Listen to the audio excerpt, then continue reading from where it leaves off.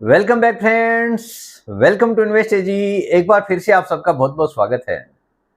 Friend, जिस हिसाब से लास्ट के 12 महीना 1.5 साल से बाजार का उतार चढ़ाव चालू है, जिससे निवेशकों के मन में काफी ज्यादा घबराहट रहती है गिरावट के नाम से ही। और एक बार फिर से गिरावट का नाम शुरू हो चुका है। जिस हिसाब से मिस्टर ट्रंप ने चाइना के ऊपर 100% टैरिफ लगाने का अनाउंसमेंट किया है, एक बार फिर से बाजार में बड़ी गिरावट आने का डर हर किसी के दिमाग में चल रहा है कि आने वाले कुछ समय में बाजार में क्या हो सकता है। आज इसी का कंप्लीट सॉल्यूशन मैं आपके साथ में शेयर करूंगा, ताकि हर किसी निवेशक को पता चल सकेगा कि आने वाले समय में बाजार का बिहेवियर किस प्रकार रह सकता है। सबसे पहले मेरा इंट्रोडक्शन। मेरा नाम है रविकांत शर्मा और मैं MP registered mutual fund distributor हूं। मेरा एमपी रजिस्ट्रेशन नंबर है ARN138523। Employ unique ID number दिया है EUIN E234641। तो फ्रेंड्स, आप देख सकते हैं आज का जो मेरा मेन टॉपिक है, कल बड़ी गिरावट संभव है। ऐसा ही क्यूरी मेरे पास में आया है, मैंने उसी को अपना टॉपिक बना लिया है। बाजार में डर। देखिए, गिरावट का डर हर किसी के दिमाग में होता है, क्योंकि जिस हिसाब से बाजार ने लास्ट के 12 महीना 1.5 साल में चाल दिखाई है, जिसके कारण हर एक निवेशक के मन में कोई ना कोई सवाल जरूर खड़ा हो चुका है। क्योंकि किसी का टारगेट 5 साल का था, किसी का 10 साल का था, लेकिन जिस हिसाब से लास्ट के 12 महीने 1.5 साल में बाजार में रिटर्न नहीं बना है, निवेशक परेशान हो चुके हैं। क्योंकि हर किसी को डर लगता है कहीं उनका टारगेट अचीव नहीं हुआ तो क्या होगा। इसीलिए गिरावट के नाम से ही हर किसी के दिमाग में डर शुरू हो जाता है। अमेरिका चीन से आयात पर 100% टैरिफ लगाने की बात कर रहा है, जो कि उनका कहना है कि 1 नवंबर 2025 से चालू हो जाएगा। यानी जो भी सामान चाइना से अमेरिका को जाता है, अमेरिका उस पर 100% का टैरिफ लगाने जा रहा है।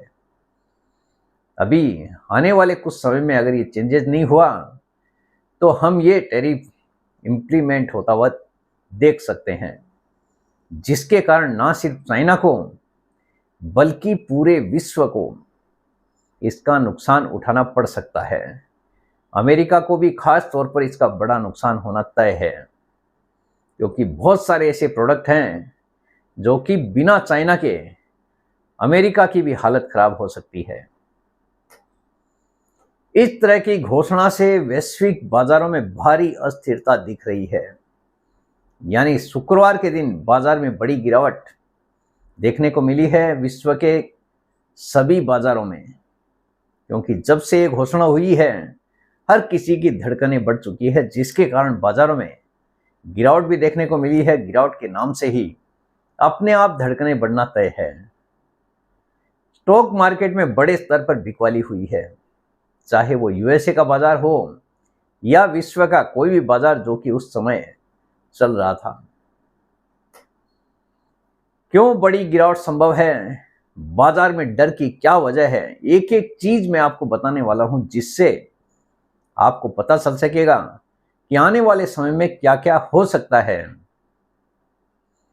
जब इस तरह की अनिश्चितता आती है तो निम्न कारक मिलकर बाजार को नीचे धकेल सकते हैं। कौन सी ऐसी चीजें हैं जिसके कारण बाजार में गिरावट आ सकती है, पॉइंट वाइज मैं आपको बताने वाला हूं। देखिए, कारण क्या क्या है। उच्च जोखिम, रिस्क प्रीमियम बढ़ना, निवेशक अनिश्चितता में सुरक्षित परिसंपत्तियों सेफ असेट्स की ओर भागते हैं। अभी सेफ्टी किधर दिखती है तो गोल्ड में दिखती है। गोल्ड की तरफ इन्वेस्टमेंट शुरू कर देते हैं, सरकारी बॉन्ड्स में पैसा लगाना शुरू कर देते हैं।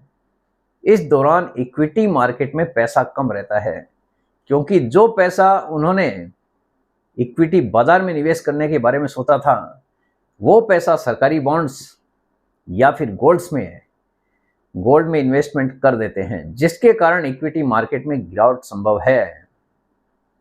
यानी इक्विटी बाजार में अगर पैसा नहीं आएगा तो गिरावट तो आनी है। लागत बढ़ना और लाभ कम होना, यदि चीन से इंपोर्टेड इनपुट्स पर अगर 100% टैरिफ लगता है तो कंपनियों की लागत बहुत बढ़ जाएगी। कंपनियों की लागत बढ़ गई तो महंगाई भी बढ़ जाती है। इससे मुनाफा कम हो जाएगा कंपनीज का और निवेशकों की धारणा नकारात्मक हो जाएगी, क्योंकि हर किसी का सेंटिमेंट अपने आप चेंज हो जाएगा। अगर बाजार में गिरावट आती है तो हर किसी को अपना पैसा प्यारा होता है। आज नहीं तो कल एक निवेशक थोड़ा इंतजार करता है, क्योंकि बहुत सारे ऐसे निवेशक होते हैं जो कि शॉर्ट टर्म के लिए निवेश करना पसंद करते हैं, जैसे 4 महीना, 6 महीना, 8 महीना, 10 महीना, 12 महीना। जो लॉन्ग टर्म के निवेशक हैं उनके बाजार के उतार चढ़ाव से कोई फर्क नहीं पड़ता है, क्योंकि उनको पता है आज बाजार में गिरावट है, कल अगर कोई भी पॉजिटिविटी आती है तो बाजार पूरी तरह से रिकवर हो सकता है।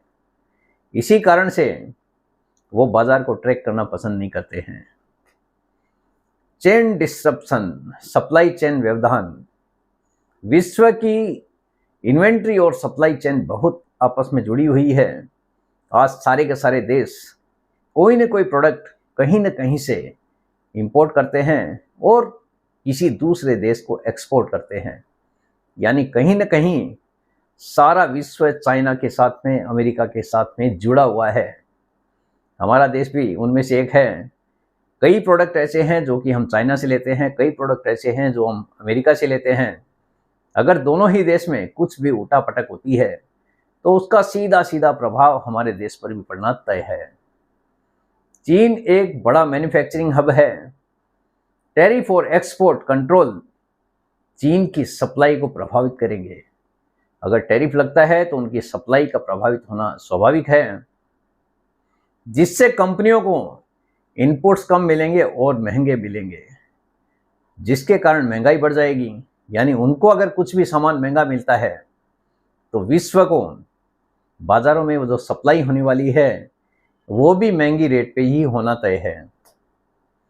नेगेटिव सेंटीमेंट, देखिए बाजार में अगर नेगेटिविटी आती है तो सेंटीमेंट हर किसी का नेगेटिव हो जाता है।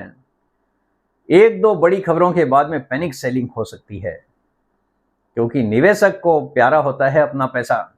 अगर किसी भी तरह की नेगेटिविटी बढ़ती है तो वहां पे सेलिंग बढ़ सकती है। यानी लोग जल्दी नहीं तो धीरे बेचने की कोशिश करेंगे, आज नहीं तो कल अपना माल बेच के निकलने की कोशिश करेंगे और सेफ इन्वेस्टमेंट की तरफ जाना पसंद करेंगे, जिससे गिरावट और ज़्यादा तेज हो जाएगी। क्रॉस मार्केट कंटेजियन, संक्रमण प्रभाव। अमेरिकी बाजारों में गिरावट अन्य देशों के बाजारों में भी असर डाल सकती है, क्योंकि अमेरिका की अर्थव्यवस्था विश्व की सबसे बड़ी अर्थव्यवस्था है। जीडीपी का आंकड़ा सबसे बड़ा है। अगर वहां पे कुछ भी उठापटक होती है तो उसका सीधा सीधा प्रभाव विश्व के सभी बाजारों पर पड़ता है। अन्य देशों के बाजारों में भी असर डाल सकती है। चीनी शेयर बाजार हो, चाहे एशिया प्रशांत शेयर बाजार हो या फिर यूरोपियन बाजार हो आदि, यह सब एक दूसरे से जुड़े हैं और हमारा भारतीय बाजार भी इससे अछूता नहीं रहने वाला है। यूएस के प्रमुख स्टॉक इंडेक्स S&P 500, नेस्डैक, डॉ जोन्स शुक्रवार को 2 से लेकर 3% तक गिर गए।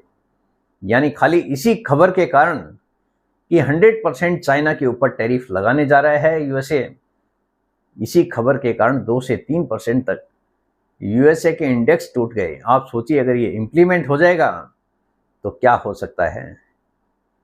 यह संकेत है कि बाजार पहले से ही इस खतरे को अहमियत दे रहा है, क्योंकि दोनों की दोनों ही विश्व के सबसे बड़ी अर्थव्यवस्थाएं हैं।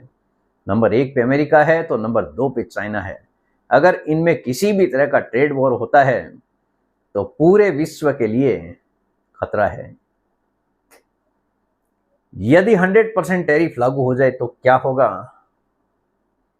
अमेरिका वाकई चीन से आने वाले सामानों पर 100% टैरिफ लागू करता है, यानी 2 गुना शुल्क देने को मजबूर करता है, तो इसका असर कुछ इस प्रकार हो सकता है। आयात महंगे होंगे। चीन से आने वाले इलेक्ट्रॉनिक्स उपकरण, औद्योगिक संसाधन आदि की कीमत अमेरिका में 2 गुनी हो जाएगी। यानी वहां पे जो कंज्यूमर है उनको काफ़ी ज़्यादा लोड पड़ने वाला है। महंगाई की मार उनके ऊपर बड़ी पड़ने वाली है। नुकसान भले ही चाइना को हो, लेकिन अमेरिका भी इससे अछूता नहीं रह सकता है। मुनाफे पर दबाव, कंपनियों के मुनाफे पर भी दबाव आएगा। कंपनियों को महंगे इनपुट्स मिलेंगे, लागत बढ़ जाएगी, मुनाफा घट जाएगा, क्योंकि अगर लागत बढ़ेगी तो मुनाफा घटना तय है। शेयर धारकों के लिए रिटर्न कम होगा, क्योंकि शेयर के प्राइस में टेम्परेरी गिरावट आ सकती है। जो रिटर्न बनना चाहिए वो रिटर्न बनेगा नहीं। शेयरों की कीमत दबाव में आ सकती है, यानी टेम्परेरी बाजार में गिरावट देखने को मिल सकती है। चीन की देखिए प्रतिक्रिया क्या हो सकती है, यानी रिटालिएशन।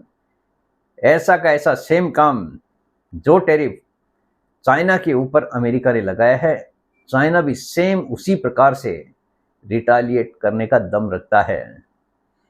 चीन भी अमेरिका पर जवाबी कार्रवाई कर सकता है, टैरिफ लगा सकता है, निर्यात प्रतिबंध कर सकता है, बंदरगाह शुल्क लगा सकता है आदि। इससे ट्रेड वॉर और भी ज्यादा गहरा हो सकता है।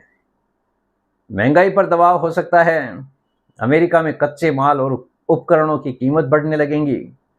यह महंगाई इन्फ्लेशन बढ़ाने में योगदान देगा, यानी अमेरिका में महंगाई काफी ज्यादा तेज गति से बढ़ सकती है। उपभोक्ता सामानों की कीमतें भी ऊपर हो जाएगी, यानी कंज्यूमर को भारी भुगतान करना पड़ सकता है। अब सवाल आता है हमारे देश का कि भारत पर क्या हो सकता है।